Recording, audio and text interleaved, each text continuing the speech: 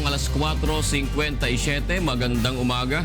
Ngayon po ay araw ng Huwebes, 20 ng Abril 2017. Sa ngalan po ni Kuya Daniel Razon, ako po si Jun Suriao. At ako naman si Rina Villamor Camara. Narito na po ang mga humahataw na balita. Siyam na leader ng ASEAN member countries bibisita sa bansa sa susunod na linggo para sa ASEAN Summit. US President Donald Trump nakatakdang bumisita sa bansa sa Nobyembre. Alok na honorary doctorate degree ng UP Board of Regents tinanggihan ni Pangulong Rodrigo Duterte. Bumagsak na transmission tower ng NGCP, inaayos pa rin matapos madamay sa sunog sa Alabang Muntinlupa kahapon. Supply ng kuryente sa mga lugar na naapektuhan na ibalik na sa normal. Mga labor group makikipagdialogo kay Pangulong Duterte bago ang Labor Day. Komento sa sahod ng mga manggagawa, pinag-aaralan pa ng Labor Department. Dalawang prisoners of war na hawak ng New People's Army, pinakawala na. At 1 milyong pisong pabuya handang ibigay ng Pangulo sa makakapagsuplong sa bawat membro ng Abu Sayyaf Group na nakatakas sa engkwentro sa Bohol. Sa detalye po ng mga balita darating sa bansa sa susunod na linggo, ang siyam na leader ng ASEAN member countries para sa isasagawang Association of Southeast Asian Nations o ASEAN Summit. Nakatadating dumating sa Pilipinas si United States President Donald Trump upang dumalo sa ASEAN meeting sa Nobyembre. Ito ang hataw na balita ni Rosalie Cos. Abala ngayon ang pamahalaan sa paghahanda para sa idaraos na 30th ASEAN Summit at related meetings sa Pilipinas sa April 26 hanggang 29. Inaasahang dadalo sa summit ang siyam na pinuno ng mga bansang kabilang sa Association of Southeast Asian Nations o ASEAN. Kasabay na rin ang ASEAN Summit ang state visit ni na Indonesian President Joko Widodo at Brunei Sultan Hassanal Bolkiah sa Pilipinas. Aminado si Ambassador Paynor na mas maigsi ang panahon ng kanilang paghahanda ngayon kumpara sa APEC Summit na ginanap noong 2015. Maaaring nakaapekto rito ay ang pagbabago ng administrasyon, gayon din ang mahabang proseso ng procurement laws. Gayunman, tiniyak ng opisyal na doble ang ipinatutupad na seguridad para sa ASEAN Summit. Because of this most recent incident, we are beefing up our security elements. Inaasahang magiging abala si Pangulong Duterte sa susunod na linggo dahil ito ang unang pagkakataon na mag-host ang Pangulo sa isang international engagement. Makabuluhan din ang pagtitipon dahil kaalinsabay ng chairmanship ng Pilipinas. Ipagdiriwang din ang ika-50 anibersaryo ng ASEAN. So we are running him through what he needs to do from 10, in fact from 9:30 in the morning, all the way up to the finish the following day in Davao. Samantala, kinumpirma naman ni Ambassador Paynor na bibisita sa bansa sa darating na Nobyembre si US President Donald Trump para dumalo sa ASEAN meeting. When President Duterte called him up to congratulate him, had already indicated that he was coming in November. So at least verbally he said he was coming. Mula sa Malacanang, ako si Rosalie Cos, humahataw sa balita. Tinanggihan ni Pangulong Rodrigo Duterte ang alok ng Universidad ng Pilipinas na honorary doctorate degree na tradisyonal na iginagawad sa umupong presidente ng bansa. May hataw na balita si Joyce Balancho. Nagrally kahapon ang mga estudyante ng Universidad ng Pilipinas para tutulan ang inalok na honorary doctorate degree ng UP Board of Regents o BOR kay Pangulong Rodrigo Duterte. Ang honorary degree ay ang pinakamataas na academic honor na binibigay ng universidad bilang pagkilala sa dangal at husay ng isang individual sa anumang larangan. Ayon kay BOR Co-Chair and Commission on Higher Education Head Patricia Licuanan, bahagi na ng tradisyon ng UP ang pagbibigay ng honorary degree sa umuupong Pangulo. Pero sinabi ni UP Student Regent Raul Manuel na hindi ito dumaan sa tamang screening process ng BOR at hindi rin kinonsulta ang mga estudyante ukol dito. Naniniwala rin siyang hindi kwalipikado ang Pangulo para tumanggap ng award. Dahil dun sa mga naging attacks ng Duterte regime on the rights of the Filipino people, we believe na walang dangal yung ganong mga actions of this regime in the first months in office. Para naman sa ilang senador, hindi na dapat ginagawang issue pa ang pagbibigay ng ganitong pagkilala sa Pangulo. And I will not put it past them kung halimbawa napatunayan may kalokohan si President Duterte, bawiin nila. I'm not going to make any comment. Nakita naman po natin yung kanyang mga polisiya, it's makamasa. Samantala, sinabi naman ni President Duterte kahapon na wala rin siyang interes na tanggapin ang award. With due respect sa University of the Philippines, I do not accept even when I was mayor. Hindi tayo tumatanggap. I do not, as a matter of personal and official policy, I do not accept awards. To use the word reject is not good. I simply decline. Bumuelta naman ang kanyang anak na si Davao City Vice Mayor Paulo Duterte sa mga kumukontra sa pagbibigay ng parangal sa kanyang ama at sinabing ibigay na lamang sa mga bumabatikos ang parangal. Sa kabila nito, nagpasalamat naman si Paulo sa UP. Maliban kay President Duterte, tinanggihan na rin nila dating President Gloria Macapagal Arroyo at Joseph Estrada ang inalok na honorary degree ng UP. Mula sa Quezon City, ako si Joyce Balancho, humahataw sa balita. Mahigit 50 bahay ang nasunog sa Alabang, Muntinlupa kahapon ng umaga. Kabilang sa mga nadamay sa sunog ay ang transmission tower ng National Grid Corporation of the Philippines o NGCP. Ito ang hatol na balita ni Sherwin Kulubong. Problemado ang mahigit 80 pamilya na nakatira sa kilometer 25 na Pucor, Alabang, Muntinlupa City matapos masunog ang kanilang mga bahay kahapon ng alas 9 ng umaga. Ayon sa mga nasunugan, karamihan sa kanila ay walang naisalbang gamit dahil sa mabilis na pagkalat ng apoy. Gawa sa mga light materials ang mga bahay at halos dikit-dikit ang mga ito. Wala po natira sa gamit po namin. Ubos po lahat. Ubos po lahat mga gamit namin. Wala po nadala. Sa amin po, wala pong jumper dyan, sir. Dito po nagsimula. Hindi namin alam kung sa pagsasaing nila. Kasi nandun kami sa loob ng bahay, nanonood kami ng TV. Pag ano na lang namin, nagtatakbuhan yung mga bata hindi namin alam, hindi namin pinansin. Tapos pagka ano namin, sabi, may sunog na pag ano namin, ang laki na ng apoy. Hindi na kami, wala, nagtakbuhan na lang, pinaano ko na lang yung mga anak ko. Kabilang sa nadamay sa sunog ay ang tower ng National Grid Corporation of the Philippines o NGCP. Natunaw ang pinakapundasyon ng tore kaya ito tumagilid na halos nasalo na lang ng mga kable ng kuryente kaya hindi ito tuloy ang bumabagsak. Bahagya namang naapektuhan ng sunog ang Alabang Toll Plaza northbound. Sarado na rin ang toll plaza sa mga motorista. Umakyat sa ikalawang alarma ang sunog at idineklarang fire out ng BFP alas 9:15 ng umaga. Samantala, sinabi ng mga nasunugan na nakatakda na sana silang umalis sa lugar noong Marso matapos silang kausapin ng NGCP noong Nobyembre, ngunit humingi umano sila ng palugit dahil wala pa naman umano silang malilipatan. Inuumpisa na ng mga tauhan ng NGCP ang pagpapalit ng pundasyon ng tore na natunaw. Patuloy naman ang isinasagawang investigasyon ng BFP sa pinagmula ng sunog. Mula sa Alabang, Muntinlupa City, ako si Sherwin Kulubong, humahataw sa balita. Hindi pa rin na itatayo ng tower ng National Grid Corporation of the Philippines sa Alabang, Muntinlupa na bumagsak kahapon. Ngunit naibalik na ang supply ng kuryente sa mga lugar na naapektuhan ng insidente. Alamin natin ang iba pang detalye mula kay Maki Libradilla live. Yes, Maki, go ahead. Yung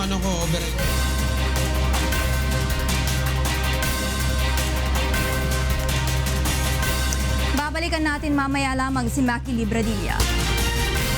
Samantala, magkakaroon ng isang dialogo ang labor groups kasama ang Pangulo bago sumapit ang araw ng paggawa. Pag-aaralan din ng DOLE ang pagpapatupad ng aumento sa sahod ng mga manggagawa. Ito ang hataw na balita ni Aiko Miguel.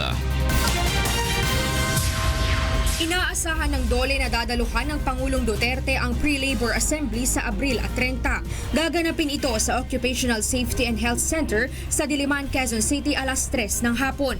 Ito ay bilang paghanda sa ik-115 paggunita ng Labor Day sa bansa. Ang kakaiba dyan ay yung dialogue between the President and the labor group and management din. Nakikinig po siya at nakikiramdam siya sa pangangailangan ng ating manggagawa.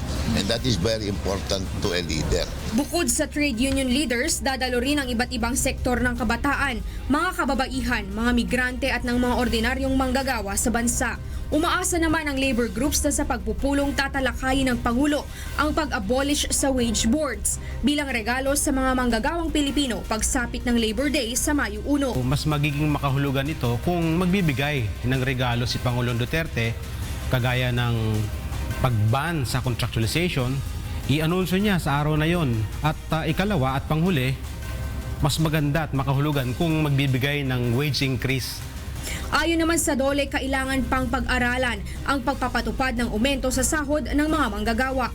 The Department of Labor has no authority to come up with a minimum wage sa kanya ng Kongreso. However, we have yung regional tripartite wage boards continuously assess the economic situation in the different regions. Mabigat na mabagay yan. Pero continuous ang monitoring natin. Unang-una, ang capability ng business. Samantala sa May 1 o Labor Day, magsasagawa ng sabay-sabay na job at business fairs ang DOLE sa 50 lugar sa bansa. Ito ay sa pakikipagtulungan ng DOLE sa DTI, LGUs, PESO at mga pribadong sektor. Sa National Capital Region, ang magiging sentro ng labor caravan at job fairs ay gaganapin sa Quezon City Hall. Mula sa Department of Labor and Employment, ako si Aiko Miguel, humahataw sa balita. Pinaghahandaan na ng Department of Agriculture ang posibilidad ng pag-iral ng El Nino ngayong taon. Ito ang hataw na balita ni Ray Pelayo. Itinuturing ng Department of Agriculture na banta sa agrikultura ang posibleng pag-iral ng El Nino bago matapos ang 2017. Ito'y base sa inisyal na impormasyon na napagalaman ng DA mula sa ibang International Meteorological Agency.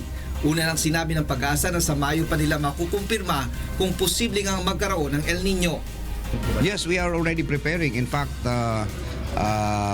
pinapatignan na natin yung reading ng Australian Weather Bureau. We will ask for data from the US Atmospheric Bureau and of course our own Pag-asa.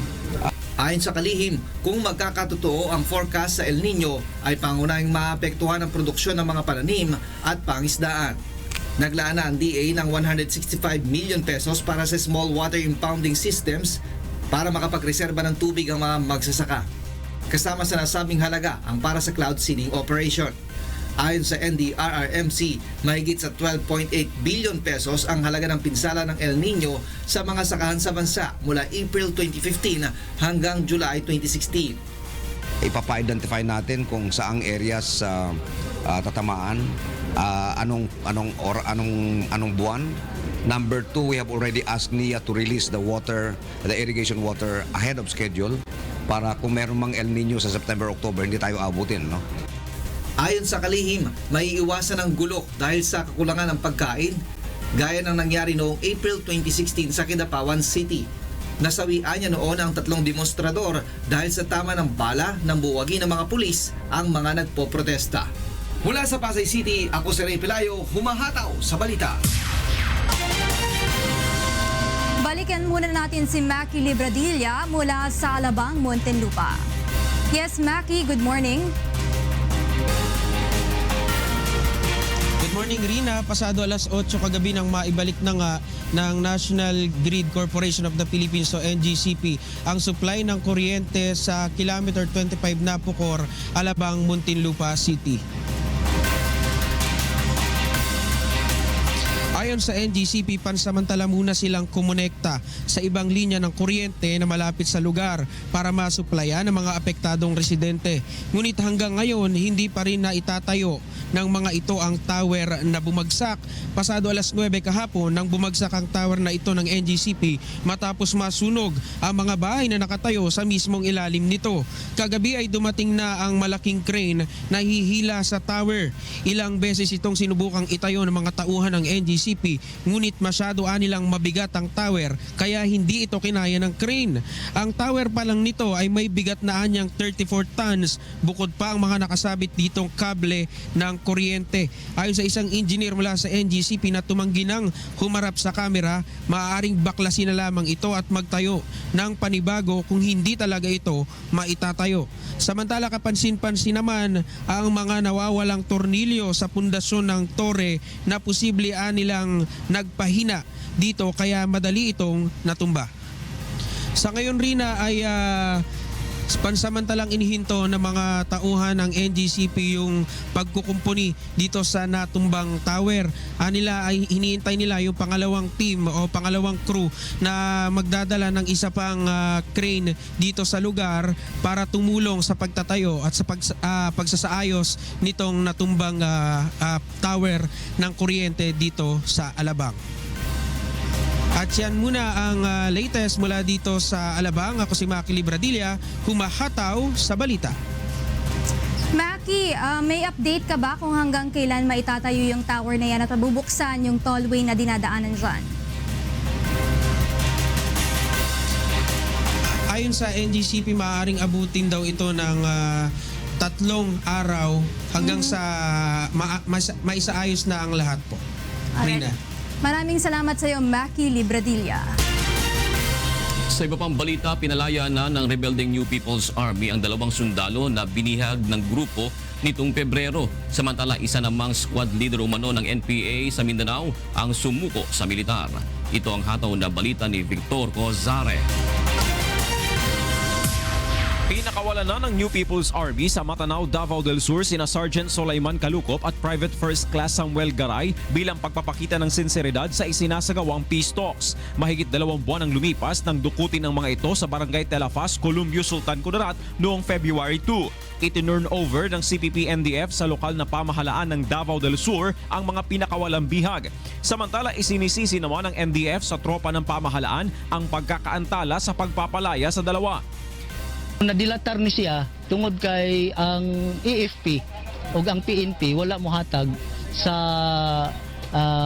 gipangayo sa NDF o sa third party facilitators nga mo issue og suspension of offensive military operations, no, o suspension of police operations para sa luwas og hapsay nga pagbuhi sa duha ka piniriso. Subalit iginiit naman ng militar na isang katrayduran ang ginawang pagdukot ng NPA sa 2 sundalo. Sa ngayon, hawak pa ng NPA sina PO2 Jerome Anthony Natividad at Private First Class Edwin Salan. Samantala, umabot na sa 78 miyembro ng rebelding grupo ang sumuko sa mga lugar na sakop ng 10th Infantry Division ng Philippine Army. Kabilang sa pinakahuling sumuko ay ang 18 anyos na si Alias Junjun na squad leader umano ng Pulang Bagani 4. 15 anyos lamang ito nang ma-recruit ng NPA noong 2013. Wala ko nila gitarong o turya nga ang kuan nila pa-eskwelaon unta ako karon na ako nauna-unaan nga murag gibinuangan ra ko. Tiniyak naman ng Philippine Army na bibigyan nila ng tulong ang mga rebelding nagbabalik loob sa pamahalaan. Mula sa Davao City, ako si Victor Cosare, humahataw sa balita. Muling pinasunilingan ng Philippine National Police ang report na ilabas ng isang pahayagan na nagsasabing ang mga polis rin ang nasa likod ng extrajudicial killings. Ito ang hataw na balita ni Grace Casin. Unang-una, illegal, bawal. Hindi ho namin ginagawa. So, yun po. Pangalawa, hirap tayo sa pondo at hindi nga ho talaga nakalaan. Wala nga ho tayong nakalaan na pondo para sa mga ganyan. So, the figure itself is talagang walang sa amin lang mahirap maging makatotohanan. Ito ang sagot ng PNP sa muling paglutang ng isyong matagal na umano nilang sinagot. Ayon kay PNP PIO Chief Police Senior Superintendent Leonardo Carlos, ilang mga datos na ang kanilang ipinakita noon para malinawan ang issue. Base sa inilabas na report ng isang pahayagan, sinabi umano ng isang active at isang retired PNP official na ang mga pulis mismo ang nagtatanim ng ebidensya sa crime scene. Napakahirap pong gawin at the ground level, no? Because we don't have control over operation of the CCTV operation or the recording. Pangalawa, walang ganong instructions, wala hong ganong klaseng operations under the Philippine National Police. Sa isyu naman ng puro mahihirap lang ang pinapatay sa drug operation ng PNP, ito ang kanilang sagot. Based on the number of police operations at the different levels, mas marami ho talaga na ibibigay ng resulta doon sa street level pushing, street level targets. At sa organization po nila, mas marami po talaga ang nandun sa street level. Hinikayat ng PNP ang mga sinasabing mga source ng report na humarap at patunayan ang mga aligasyong kanilang isinasalaysay. Wala pong ganong kautusan, wala hong ganong klaseng operation na ginagawa ng PNP. Kung meron ho yan at sinasabi nila, hindi ho yan, there's no order. So it's going to be an illegitimate on their own.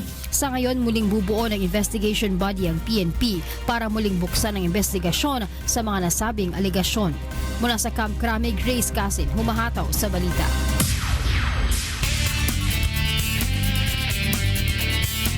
Pinagbabaril ng riding in tandem criminals ang isang senior citizen sa loob mismo ng kanyang tahanan sa Marikina City. Samantala, arestado naman ang isang ginang na umunay drug personality sa buy-bust operation. Para sa detalye, nasa linya ng ating komunikasyon si Reynante Ponte, live. Good morning, Reynante. June, away nga sa isang kapitbahay ang hinala ng mga kaanak ng isang retired overseas Filipino worker sa Marikina City, kaya ito pinatay. Ayon sa investigasyon ng Marikina Police, pinagbabaril ng mga hindi pa nakikilalang sospek na sakay ng motorsiklo ang biktima sa loob mismo ng tahanan nito sa Kapitan Sindo Street pasado alas 9 kagabi. Kinilala ang biktima na si Roberto Dumlao Sr. Ngunit nang puntahan ng mga pulis ang itinuturong nakaalitan ni Dumlao upang kunan ito ng pahayag, ay hindi ito natagpuan sa kanyang bahay. Patuloy naman June ang investigasyon ng Marikina Police sa insidente. Samantala, nadakip ng mga tauhan ng Station Drug Enforcement Unit kaninang alauna ng madaling araw ang isang 36 anyos na ginang na kasama sa drug watch list ng PNP. Inihain nga sa ito ang search warrant laban kay Lucel Mariano na hinihinalang tulak ng droga sa Marikina City.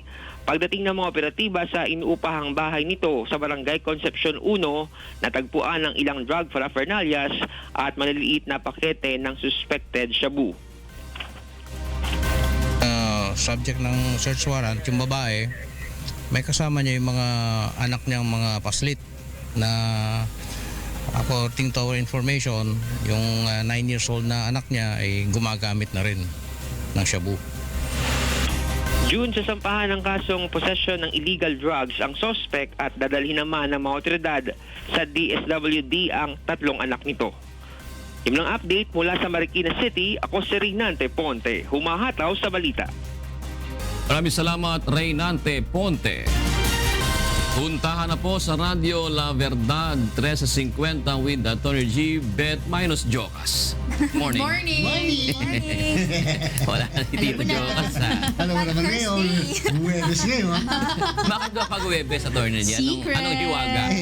Kanya-kanyang ano yan. Discarding lang yan. Hindi naman siya umiinom sa gabi. Secret. Hindi ko ba alam mo, hindi mo naman kasama, kaya hindi mo. Hindi natin. Patanong naman sa patanong. Kaya kami nga, hindi rin namin alam. Ayaw namin magtanong, baka ma-offend. Pero nagkakasunod-sunod yung Thursday. Rina, mag-behave ka. Kaya mo, Rina, sa susunod na linggo, Miyerkules na yan. Gets ako pa. Isa pang guess. Umakit ba siya ng ligaw? Aba? Pambira. Wala daw hagdan yung bahay nung nililigawan. Kaya hindi umakyat. Bumababa ng ligaw. Ay, June, yung kahapon, ano bang nagpapunta ka kaagad? Ang bilis mo naman, nagpapunta ka kaagad. Si Maki, no? Si Maki Libradille, pumunta ka agad dyan sa MRT. Pawis na pawis nga eh. Talagang humahangos. Narinig yung boss niya, Tony G. Ano nangyari ka sa MRT? Alam mo ba, si Tita pwede mag-explain kung anong dahilan. Nasira pala yun, di ba kahapon na umaga na delay yung pagbubukas. Kasi nung isang araw din, nasira din pala yun. Tapos parang explanation nila, merong merong problema, pati yung grasa na nilalagay sa ewan ko. Hindi daw akma sa panahon dito sa atin. Di ba parang ano ba naman kayo dyan? Baka pwede nga na lang yung pinagprituhan na mantika. Oo, pinagpintuan ng liempo. Yung mga ganun. Crispy pata. Di ba parang ano ba kayo, hindi nyo ba inaaral yung mga bagay-bagay na mga ganyan? Para yung maliliit na bagay na ganun nagkukos ng aberya? Sa sobrang pagmamadali ni Maki kahapon, nag-report na, kumanta pa sa amin dito. Sige, maraming salamat sa inyong dalawa. Narito na mga dapat abangan sa ikalawang paghataw ng mga balita. Ilang nakaligtas sa bus crash sa Nueva Ecija, ikinuwento ang nangyaring aksidente. Bilang ng kumpirmadong nasawi umabot na sa 34 ayon sa NDRRMC. Unang bahagi ng financial assistance para sa mga biktima ng aksidente sa Nueva Ecija, ipamamahagi na sa Sabado. Mas mahigpit na inspeksyon sa mga pampasaherong bus sa biyaheng probinsya, iminungkay ng LTO. Panukalang International Standard Certification sa bus operators, isinulong naman sa Kongreso. At National Food Authority, tiniyak na wala pang nangyayaring hoarding o pagtatago ng bigas ngayon. Task Force kontra hoarding, planong buuin ng Agriculture Department. Sisimulan na sa Sabado ng insurance provider ng Leo Merrick Bus ang pamimigay ng financial assistance sa mga sugatang pasahero at kaanak ng mga nasawi sa bus crash sa Nueva Ecija noong Martes. Ito ang hataw na balita ni Toto Fabros. Hanggang 200,000 pisong financial assistance ang maaaring matanggap ng mga biktima ng bus accident sa Nueva Ecija noong Martes. Ayon sa Passenger Accident Management and Insurance Agency Incorporated o PAMI, ang insurance company ng Leomaric Transbus, sisimulan na nila ang pamamahagi nito sa Abril 22, Sabado, alas 2 ng hapon sa field office ng LTFRB sa Bayongbong, Nueva Vizcaya. But in terms of PAMI, as PAMI, our company decided na to give full settlement already to the family of the death victims. Ang maximum coverage for our insurance policy is 200,000. Now, for the injuries, meron hong medical reimbursement na for the use for hospitalization. Kailangan lamang magpresenta ang mga claimant ng birth certificate at identification kung single at marriage contract at identification kung may asawa. In this case po, ibibigay na po namin sa kanila yung full amount. So yung talagang kailangan lang namin right now is yung proof na sila ho talaga yung immediate beneficiary. Nagbigay naman ng contact person at numbers ang insurance company na maaaring tawagan para sa mga katanungang hinggil sa proseso ng pag-claim ng financial assistance. Sa Abril 25 naman isasagawa ang pamamahagi ng ikalawang batch ng tulong sa mga biktima ng Karanglan bus tragedy. Mula sa La Union, ako si Toto Pabros, humahataw sa balita. Dapat pang paigtingin ng Land Transportation Office ang pag-usuri sa lahat ng mga pampasaherong bus na bumabiyahe sa probinsya. Ayon sa Provincial Bus Operators Association of the Philippines, kailangan ito upang matiyak ang kaligtasan ng mga pasahero. Ito ang hataw na balita ni Joanne Nano. Bulsod ng magkakasunod na aksidente na kinasasangkutan ng mga bus gaya ng nangyari sa Panda Coach Tourist at Leo Maric Bus. Iminumungkahi ng Provincial Bus Operators of the Philippines o PIBOA ang masusing pagpapatupad ng Motor Vehicle Inspection System sa mga provincial bus. Sa ilalim ng batas, ang lahat ng pribado at pampublikong sasakyan ay dapat na isailalim sa Motor Vehicle Inspection System. Titingnan yung preno, yung performance ng makina, yung overall na itsura ng bus, no? At saka pag pumasa ka doon, masasabi noon na roadworthy yung iyong sasakyan. Ayon sa asosasyon, mayroon lamang umanong 4 na Motor Vehicle Inspection Center sa Pilipinas na pagmamay-ari ng gobyerno. Dito dinadala ang karamihan ng mga sasakyan sa Metro Manila at iba pang mga karatig lugar. Subalit ang karamihan sa mga bus na nasa probinsya ay pangkaraniwang dinadala lamang sa mga regional office ng LTO kung saan hindi umano available ang sistemang ito. Sa probinsya kasi walang motor vehicle inspection system. Wala silang sistema doon. So, Pag magpaparehistro ko doon, requirement ng LTO, dadalhin mo rin yung sasakyan mo doon. Pag dinala mo yung sasakyan mo doon, wala naman silang pang-check up, wala silang dynamometer, wala silang brake tester. So, more on visual. Ang napagtutunan lang ng pansin doon ay yung smoke emission. Naniniwala ang grupo na isa ito sa mga bagay na dapat tugunan ng pamahalaan upang maiwasan ang mga aksidenteng kumikitil ng di kakaunting buhay ng mga pasahero. Sinubukan ng UNTV News team na kunin ang pahayag ng LTO hinggil dito. Subalit tumanggi muna si Assistant Secretary Edgar Galvante dahil sa kanyang mahigpit na schedule. Sa datos ng MMDA, nasa higit 7,000 kaso ng bus accident ang naitala noong 2016 at hindi pa rito kasama ang aksidente sa mga probinsya. Mula sa Parañaque City, ako si Joan Nano, humahataw sa balita.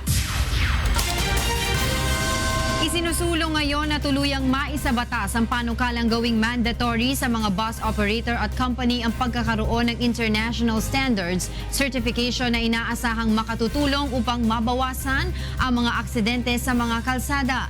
Ito ang hataw na balita ni Nel Maribuhok. Isusulong na maimbestigahan sa mababang kapulungan ng Kongreso ang trahedya na nangyari sa Nueva Ecija kung saan mahigit 30 pasahero ang namatay at mahigit 40 naman ang nasaktan. Ayon kay Quezon City Representative Alfred Vargas, kailangan makapagbalangkas ng isang batas kaugnay ng pagkakaroon ng regulasyon sa mga lumang bus na bumibiyahe upang mabawasan ang mga aksidente sa kalsada. Kaugnay nito, isang panukalang batas ang isinusulong ni Caloocan City Representative Edgar Erice. Ito ang Public Utility Bus Safety Bill. Sa ilalim ng naturang panukala, kinakailangan na ang lahat ng bus operator ay magkaroon ng International Standard Certification, kung saan kinakailangan nilang lumapat sa pamantayan sa pagtitiyak ng kaligtasan at kalidad ng serbisyo sa publiko. Lahat ng aspect ng operation ng isang bus company, from maintenance to passenger safety, ay mapumonitor. Ayon sa mambabatas, tiyak na mawawala sa kalsada ang mga irresponsableng bus operator. Ang mawala lahat ng mga kolorum, mawala lahat ng mga hindi walang kakayanan na maintenance, suruhin ang safety ng kanilang mga pasahero. Pabor naman ang Provincial Bus Operators Association sa panukalang ito. Oo, syempre, alam mo, buhay ng tao ang involved dito eh. Ang nakakalungkot pa rito, ang apektado rito, yung mga mahihirap natin kababayan eh. Mula sa Quezon City, ako si Nel Maribuhok, humahataw sa balita. Sa iba pang balita, tuloy pa rin ang paglalabas ng mga stockpile ng mga sinuspending minahan kahit na hindi pa nakatutugon ang mga ito sa kondisyong inilatag ni DNR Secretary Gina Lopez. Ito ang hataw na balita ni Ray Pelayo. Dinilugsan ng DENR Secretary Gina Lopez ang umano'y pagkontra ni Executive Secretary Salvador Mijaldea sa mga kautusan nito para sa mga sinuspending minahan sa bansa. Ayon kay Lopez, pinagbawalan niya ang mga minahan na maglabas ng mga stockpile o produkto ng mina. Ito'y hanggat hindi sila nakapagbibigay ng 2 milyong piso sa kada hektarya ng naapektuhang sakahan na nasa loob ng rehabilitation zone. Subalit naglabas din umano ng kautusan si Mijaldea na nagbibigay naman ng pahintulot na ilabas ang mga stockpile. And what's happened is Bingbong Medialdea has given a directive to all the mining companies counteracting my order. Parang he's going against the very spirit of the Duterte administration, which is to help the poor. Ayon kay Lopez, bilyong piso naman ang kikitain ng mga kumpanya ng minahan sa paglalabas ng mga stockpile kaya't marapat lamang na bahaginan ang mga magsasaka. Inihalimbawa ni Lopez ang isang minahan sa Zambales na may 2.6 million tons ng stockpile. You're gonna make so much money from the stockpiles. Why can't you help the farmers you disadvantaged out of the rehab zone? Ayon sa kalihim, dapat ay hayaan ni Secretary Mijaldea na ang Pangulo ang magdesisyon sa apela ng mga minahan. Because while it's on appeal, it's operational. It's only the president that can make a decision. But right now, he can't even decide because the paper doesn't go to his office.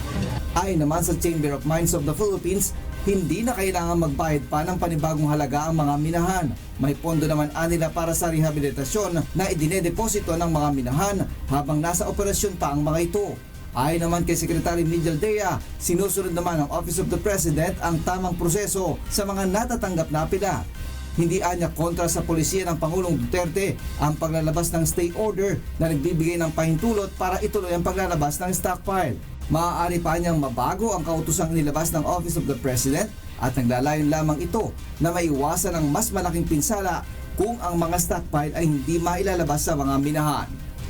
Mula sa Quezon City, ako si Ray Pelayo, humahataw sa balita. Pinasasagot ng Supreme Court ang Legal Education Board sa petisyon laban sa pagsasagawa ng PhilSat o Philippine Law School Admission Test na isang bagong requirement sa mga nais kumuha na abogasya. Ito ang hatol na balita ni Roderick Mendoza. Walang agarang aksyon ang Korte Suprema sa hiling na ipatigil ang pagpapatupad sa PhilSat o Philippine Law School Admission Test. Requirement ito sa mga nais mag-aral ng abogasya simula sa susunod na pasukan. Sa halip ay pinasasagot muna ng SC ang Legal Education Board sa petisyon laban sa pagsasagawa ng pagsusulit. The court directed respondents to comment within 10 days from receipt on the petition for prohibition with prayer for temporary restraining order dated April 6, 2017. Inihain ang petisyon sa pangunguna ni retired Makati RTC Judge Oscar Pimentel. Bukod sa pagpapatigil sa PhilSat, nais din ng mga petitioner na mapawalang bisa ang mismong batas na lumikha sa LEB dahil taliwas umano ito sa konstitusyon. Nito lamang nakaraang linggo, idinaos na ang PhilSat sa Baguio City, Metro Manila, Legazpi City, Cebu City, Iloilo City, Davao City at Cagayan de Oro City. Batay sa kautusan ng LEB, hindi napapayagang makapasok ng law school ang hindi kukuha ng PhilSat. Papatawan din ang kaukulang parusa at multang hanggang 10,000 piso ang mga paaralang hindi susunod dito. Mula sa Baguio City, ako si Roderick Mendoza, humahataw sa balita. Ipinag-utos ng Angeles Regional Trial Court ang pagpapalaya sa isa sa mga suspect sa G.I.C.Ju kidnap slay case na si Ramon Yalong. Ito ay dahil sa umano'y inconsistent allegations ng PNP Anti-Kidnapping Group at National Bureau of Investigation laban dito.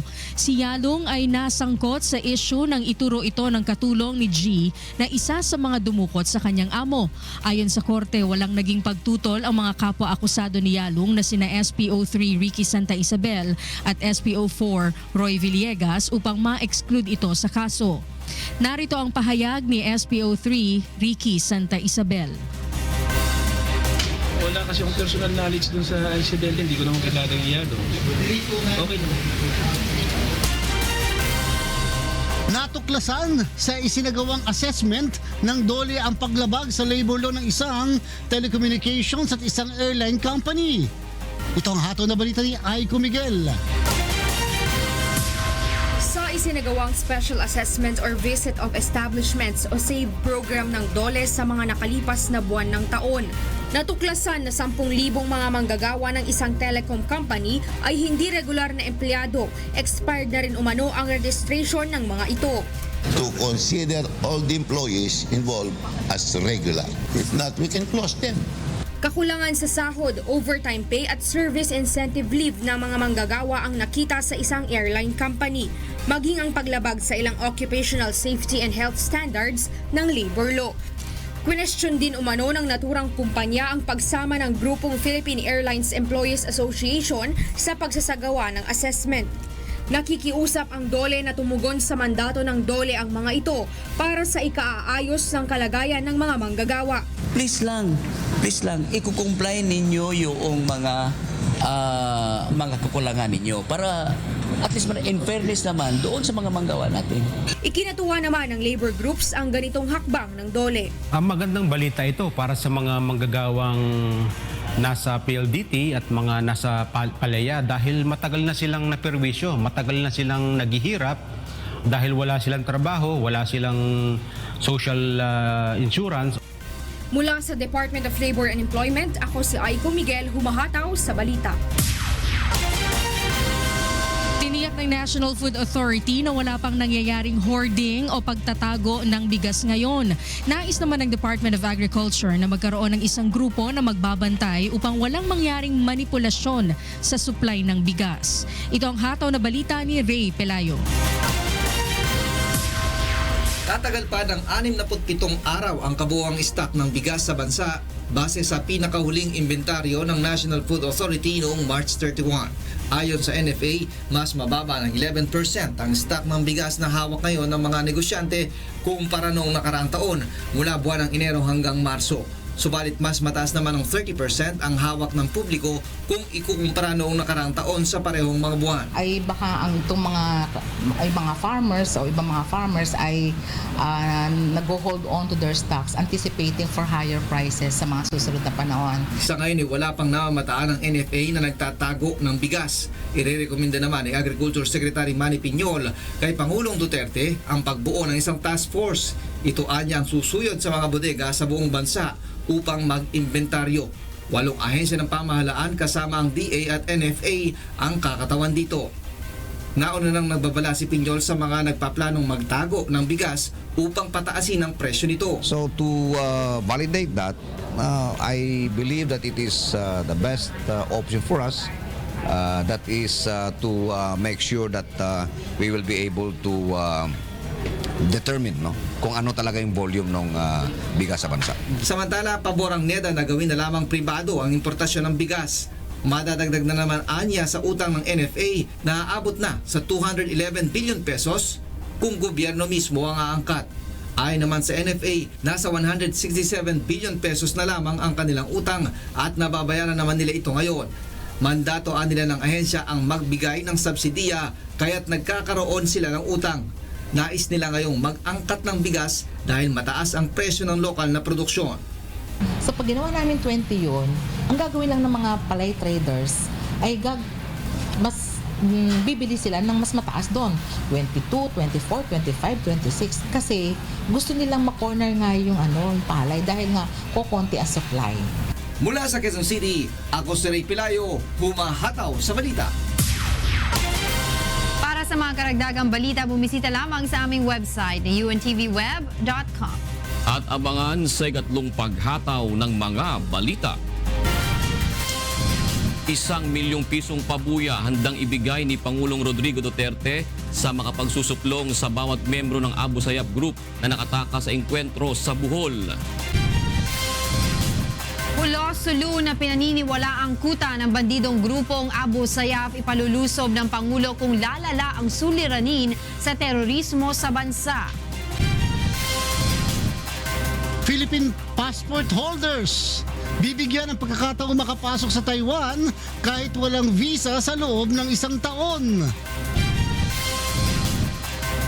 Mga mahihirap nating kababayan sa Sitio Babangad sa Bulacan, Bulacan na paglingkuran sa isinagawang medical mission at iba pang serbisyo publiko ng UNTV at Members Church of God International. Good news naman sa mga turistang Pinoy. Simula sa buwan ng Hunyo ngayong taon ay maaari na makapasok ng walang visa sa bansang Taiwan ang lahat ng Philippine passport holder. Ito ang hataw na balita ni Amiel Pascual. Sisimula na ng Taiwan Ministry of Foreign Affairs o MOFA ang 1 taong trial period na nagbibigay ng pagkakataon sa lahat ng mga Pilipino na makapasok sa Taiwan ng walang visa. Epektibo ang bagong pulisiya simula June 1, 2017 hanggang July 31, 2018 kung saan maaaring manatili sa bansa sa loob ng 30 araw. Lubos na ikinatuwa ng ating mga kababayang residente at nagtatrabaho sa Taiwan ang pagbabagong ito. Maganda po kasi para mas mabilis na makapunta. Kung anytime na makapunta po sila dito, passport na lang ang kailangan. Makabawasan po yun sa gastos. Una-una po sa pagkuha ng visa kasi ang visa ngayon malaki din ang bayad. So, makakabawas po yun sa ating budget para mas maganda po. Ako malaki pong kaluwagan po yan sa mga gusto pong pumunta at pumasyal po dito sa Taiwan. Marami rin pong magagandang lugar din po dito na pwede pong mapasyalan ng ating mga kababayan. Samantala, pinahaba rin ng 30-day visa exemption sa mga mamamayan ng Thailand at Brunei, habang pagkakalooban naman ng multiple visa ang mga mamamayan sa 6 pang bansa, ang Cambodia, India, Indonesia, Laos, Myanmar at Vietnam. Ang bagong pulisiya ay bahagi ng pagpapalakas ng turismo ng Taiwan alinsunod sa inilunsad na New Southbound Policy ni Pangulong Tsai Ing-wen. Magugulitan na noong September 2016 ay niluwagan rin ng Taiwan ang pulisiya sa pagbibigay ng electronic visa sa mga Pilipino at iba pang ASEAN citizens kung saan tumaas ng halos 50% ang bilang ng mga turista sa Taiwan. Mula dito sa Taipei, Taiwan, Amiel Pascual, humahataw sa balita. Alamin naman po natin ang iba pang balita sa iba't ibang panig ng bansa sa ating Balitang Promdi. Mula sa Zamboanga City, makibalita tayo kay Dante Amento. Buenos dias, Dante. Muchas gracias, June. Buenos dias, magakasang bahay. Takial mga notisya na rehiyon de Mindanao. Yahuraya el más de 400 nuevo aliado del Partido Democrático Filipino o PDP laban na ciudad de Zamboanga ayer. Este el partido que incluido el presidente Rodrigo Roa Duterte. Ya encabeza si House Speaker Pantaleon Alvarez con el ceremonia de juramiento. Mayoría de estos mga oficiales de barangay, junto también na magayahura el primer distrito congresista Celso Lobregat que antes alien na partido de laban ng Demokratikong Pilipino. This is politics. So we cannot judge them also right away. Ay, hindi ka sincere. You have your own personal interest. Remember, in politics, it is always personal interest. Mientras tanto, continúa está alerto el policía del ciudad de Davao siguiendo con el report relatado según del plano bombardía na cuantos lugar na Mindanao. El report de Dayan Ventura. Mahitabo ang enkwentro tali sa security forces ug abo sayaf dito sa Bohol, mikalat sa social media ang mga hulga sa pambobomba sa pipila ka mga lugar sa Mindanao. Kauban sa target ang Cotabato City, Tacurong City, General Santos City, Kidapawan City, Coronadal City ug Davao City. Tungod niini wala gibaba sa Davao City Police ang full alert status bisan humana ang long holiday ug mas gipahugtan pa ang seguridad sa dakbayan. Pero wala na to gi-discount ang possibility nga na present sa threat group tungod kay na naman naitabo sa to previously. So matud pa sa pulisya ug militar, padayon pang ginaberipikar ang maong impormasyon. Apan ginahangyo nila ang kooperasyon sa katawhan nga i-report ang bisan unsang makadudgahang aktibidad sa mga makapatahap nga mga tawo sa ilang dapit. Samtang aprobado na ni Davao City Mayor Sara Duterte Carpio ang Iron City Project o Integrated Revitalized Operation of Neighborhood Watch of the Mega City. Sa maong proyekto, 110 ng mga tao ang bansayon sa pulisya aron makatabang sa pagbantay sa seguridad sa lungsod. Magharta o mga bagong police auxiliary no as partner sa atong mga kapulisan nga gi-augment sa kadalanan. Ang mga walang pusong aplikante makadawat og 6,000 nga allowance kada bulan, uniforme og mga gamit sama sa tear gas ug probaton. Gikan sa Davao City, ako si Dayan Ventura, humahataw sa balita.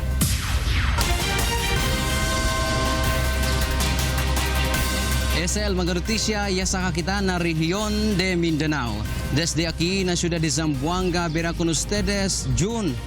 Gracias, Dante Amento. Mula naman po sa Calamba, Laguna, alamin natin kay Sherwin Kulubong ang mga balita sa Luzon. Magandang umaga, Sherwin. Magandang umaga, June. Magandang umaga sa ating mga kasangbahay. Narito ang mga balita sa Luzon Region. Nagkaloob ng 5 milyong halaga ng mga hand tractors at garbage bin ang lokal na pamahalaan ng Llanera sa 22 barangay sa bayan. Layo nitong maging mas madali para sa mga mamamayan ang pagpapanatili ng kalinisan sa mga nasasakupan ng mga ito na bahagi ng kanilang Community Improvement Project. Ayon kay Llanera Mayor Ronnie Pascual, donasyon ng mga non-governmental organizations at mga pribadong individual ang mga ipinamigay na gamit. Kasama po kasi ang pag-unlad ng isang bayan, kasama ang kalinisan dito. Kaya nais kong magpasalamat sa aking mga kababayan, sa mga samahan ng harvester, sa mga magsasaka na nag-donate po ng tulong sa mga harvester, sa mga panghakot ng basura na yan. Samantala, kasunod na target naman ng lokal na pamahalaan ng bayan ng Llanera na maisaayos sa mga farm-to-market road at iba pang infrastruktura sa lugar. Ayon kay Mayor Pascual, nakabili na ng mga heavy equipment para sa proyekto.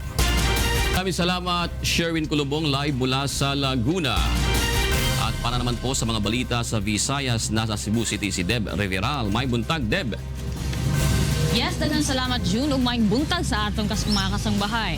Aniya na ang mga balita gikan sa nagkalain-laing bahin sa Visayas. Gihatagan og pasidungog sa Cebu Police Provincial Office ang photojournalist sa Cebu nga si Christine Joyce Campania. Mahitungod kini sa mga kuha nga litrato niini nga gakatag nga basura ug botilya sa baybayon sa Barangay Pook, Santa Fe, Bantayan Island niadtong niaging long holiday.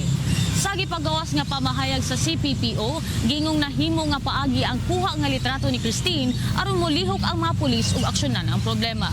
Giingong nahimo sab kining oportunidad aron mahatagan og awareness ang komunidad sa importansya sa limpyo nga palibot. Sa laing bahin, mas padakan pa sa lokal nga kagamhanan sa Negros Occidental sa sunod nga school year ang programa ni ining libre nga edukasyon para sa mga katawhan. Mao kini ang balita ni Lalaine Moreno. Masobra 10 bilyones pesos ang gintigan ng pondo sang probinsya sang Negros Occidental para sa libre nga pagpaeskwela kag scholarship program kada tuig. Suno sa scholarship program division sa masobra 18 ka tuig nga paghatag sa scholarship grants, masobra na 1,000 ka mga benepisyaryo sini ang nakatapos na sang pag-eskwela. Damo sa deserving students who cannot afford to go to school because ang parents sila cannot finance their education. Sa madason nga tuig target sa lokal nga gobyerno nga mapasanyog pa ang programa. Target nila nga matagaan sang scholarship grants ang mga bata sang benepisyaryo sang Pantawid Pamilya Pilipino Program o 4Ps sa probinsya.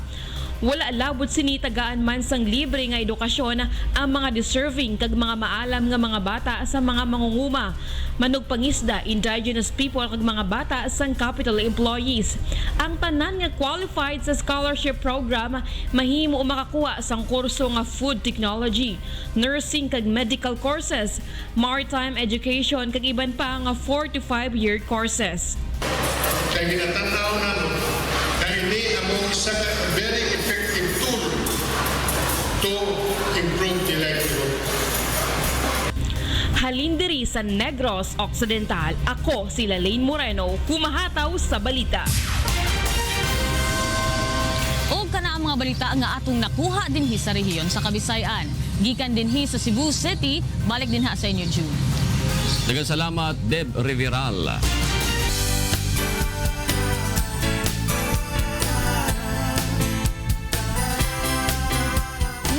Daang residente sa sitio Babangad sa Bulacan, Bulacan ang napaglingkuran sa isinagawang medical mission at iba pang libreng serbisyo na hatid ng UNTV at Members Church of God International. Narito ang ulat ni Mirasol Abugadil. Mula sa Metro Manila, 3 oras ang biyahe patungong sitio Babangad sa Nicolas sa bayan ng Bulacan, Bulacan.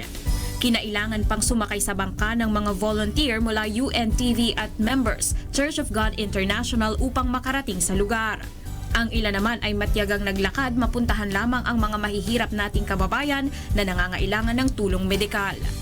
Para sa mga residente rito, malaking bagay ang pagkakaroon ng libreng medical mission sa kanilang lugar. Karamihan sa kanila ay hindi makapagpatingin sa doktor dahil bukod sa kahirapan ay malayo rin sila sa mga ospital. Pabuntak ng ipin, lalo sa amin may hirap na kung ako yung tatakbo pa sa baryo, 300 ang ngipin, wala naman kaming talagang kakayanan na Kaya nagpapasalamat kami ngayon at libre itong Umabot sa mahigit 100 ang natulungan sa libreng medical consultation, bunot ng ngipin at blood sugar testing. Mayroon ding nabigyan ng mga gamot at nakapagpagupit at nakapagpamasahe ng libre. Layo po na ito, narating po nila kami. Kaya po, nagpapasalamat po kami sa kanila sa pagtsatsaga po nila sa amin. Sa kainitan po na ito, pinagtitiisan po nila kami. Ako si Mirasol Abugadil para sa Serbisyong Kasangbahay.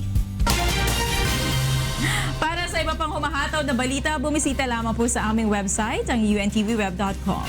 At yan po ang mga hataw na balita ngayong araw po ng Webes, April 20, 2017. Sa ngalan po ni Kuya Daniel Razon. Ako po si Jun Soriao.